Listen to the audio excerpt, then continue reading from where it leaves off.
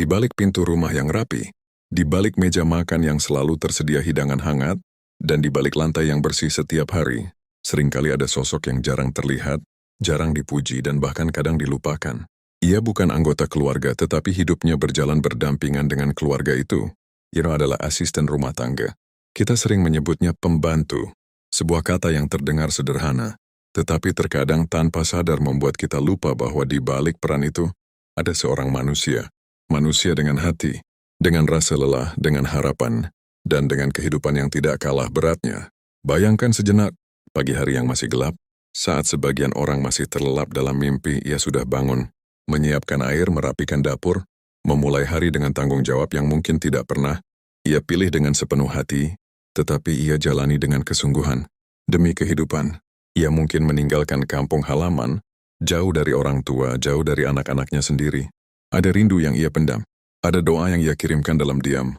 Namun tetap ia tersenyum saat menyapa majikannya. Dan disinilah kita diuji sebagai manusia. Bagaimana kita memperlakukannya? Apakah kita melihatnya hanya sebagai pekerja atau sebagai sesama manusia? Cara terbaik memperlakukan asisten rumah tangga bukan dimulai dari aturan, bukan dari gaji, bukan dari kewajiban, tetapi dimulai dari satu hal sederhana, hati. Hati yang mampu melihat bahwa ia juga lelah. Hati yang mampu memahami bahwa ia juga bisa salah. Hati yang mampu berkata, terima kasih dengan tulus. Karena seringkali yang paling ia butuhkan bukanlah uang tambahan, tetapi rasa dihargai. Sebuah ucapan sederhana seperti, terima kasih ya, hari ini rumah jadi bersih sekali, bisa menjadi kekuatan baginya untuk bertahan menjalani hari. Coba bayangkan, berapa banyak pekerjaan yang ia lakukan dalam sehari. Menyapu, mengepel, mencuci, memasak, merapikan, pekerjaan yang jika kita lakukan sendiri mungkin membuat kita mengeluh. Tetapi ia melakukannya setiap hari, berulang-ulang, tanpa banyak suara. Namun ironisnya, ketika ada satu kesalahan kecil, kita mudah sekali menegurnya dengan nada tinggi. Seakan-akan semua kebaikan yang ia lakukan hilang begitu saja. Padahal, bukankah kita juga sering melakukan kesalahan? Memperlakukan asisten rumah tangga dengan baik berarti kita belajar untuk adil. Tidak hanya melihat kesalahan, tetapi juga menghargai usaha. Berikan ia waktu istirahat yang layak, karena tubuhnya bukan mesin. Berikan ia makanan yang layak, karena ia juga manusia yang membutuhkan energi, bukan sekadar sisa. Berikan ia ruang untuk bernafas. Karena setiap orang berhak untuk merasa tenang, meskipun dalam kesederhanaan. Dan yang lebih penting lagi, perlakukan ia dengan hormat. Hormatilah ia dalam cara kita berbicara. Jangan membentak, jangan merendahkan, jangan memperlakukannya seolah-olah ia tidak punya harga diri. Ingatlah, harga diri seseorang tidak ditentukan oleh pekerjaannya. Ada sebuah keindahan dalam hubungan antara majikan dan asisten rumah tangga, ketika hubungan itu dibangun dengan kasih, bukan dengan kekuasaan. Ketika kita mulai menganggapnya sebagai bagian dari rumah, bukan sekadar orang luar, suasana rumah akan berubah, menjadi lebih hangat, menjadi lebih manusiawi. Ada cerita-cerita sederhana yang sering terlupakan, seorang asisten rumah tangga yang diam-diam menahan sakit agar tetap bisa bekerja. Seorang perempuan yang menabung sedikit demi sedikit untuk anaknya, di kampung agar bisa sekolah.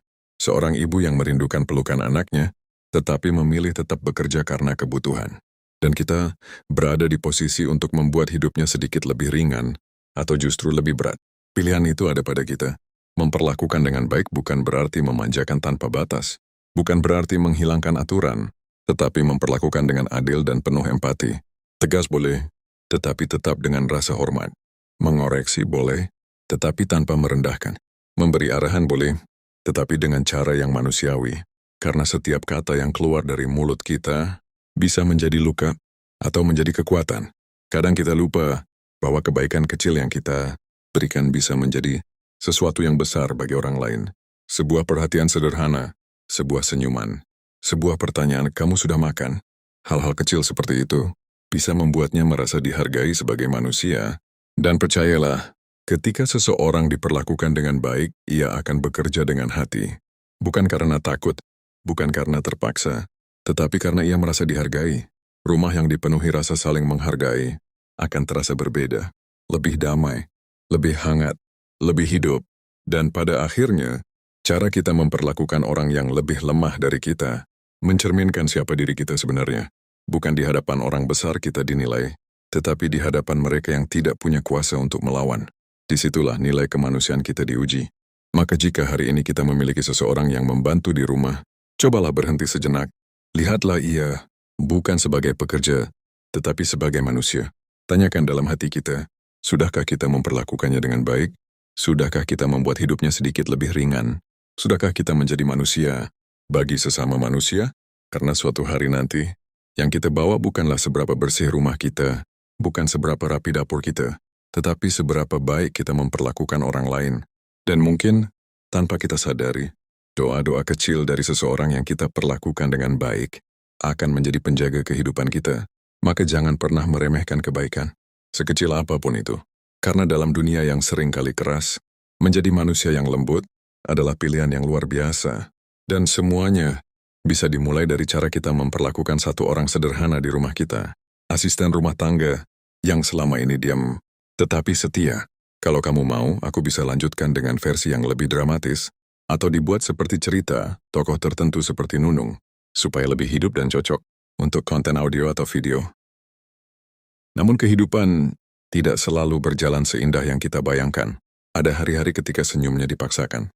Ada pagi-pagi ketika tubuhnya terasa berat tetapi ia tetap berdiri. Karena ia tahu tidak ada pilihan lain selain melanjutkan. Namanya mungkin tidak pernah benar-benar diingat. Ia lebih sering dipanggil dengan sebutan Mbak, Bibi, atau bahkan hanya dengan nada perintah. Seolah-olah identitasnya hanyalah fungsi. Padahal di dalam dirinya, ada cerita panjang yang tak pernah sempat ia ceritakan. Suatu hari, di sudut dapur yang sunyi, saat suara panci berhenti berdenting, ia terdiam. Tangannya gemetar sedikit. Bukan karena lelah saja, tetapi karena hatinya sedang penuh. Ia baru saja dimarahi. Bukan karena kesalahan besar, hanya karena nasi yang sedikit terlalu lembek. Hal yang mungkin bagi sebagian orang sepele. Namun bagi dirinya, itu menjadi luka. Karena yang menyakitkan bukan tegurannya, tetapi cara teguran itu diberikan. Nada tinggi, kata-kata yang menusuk, dan tatapan yang seolah berkata, kamu tidak cukup baik. Ia menunduk, menahan air mata agar tidak jatuh.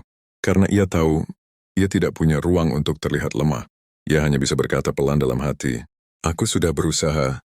Dan di saat seperti itulah, kita sering lupa bahwa di balik kesalahan kecilnya, ada usaha besar yang tidak terlihat. Hari-harinya dipenuhi rutinitas. Tidak ada hari libur dalam pikirannya.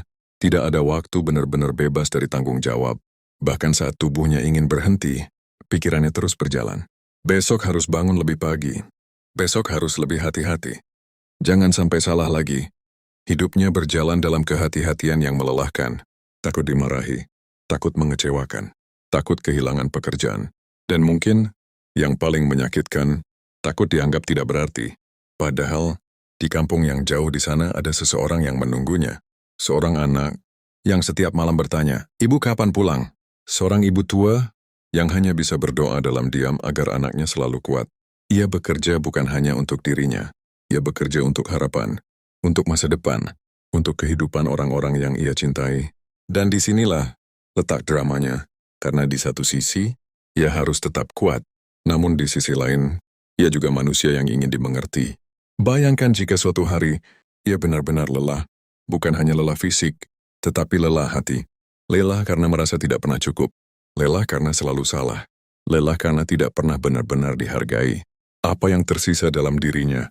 Apakah ia masih punya semangat? Atau hanya bertahan karena terpaksa? Dan sekarang, bayangkan kebalikannya. Bayangkan jika di rumah itu ada satu perubahan kecil. Majikannya mulai berbicara dengan lebih lembut. Mulai mendengarkan. Mulai menghargai. Satu kalimat sederhana. Tidak apa-apa, besok kita coba lagi ya. Kalimat yang mungkin bagi kita biasa saja, tetapi bagi dirinya, itu seperti hujan di musim kemarau. Menenangkan, menguatkan, menghidupkan kembali semangat yang hampir padam.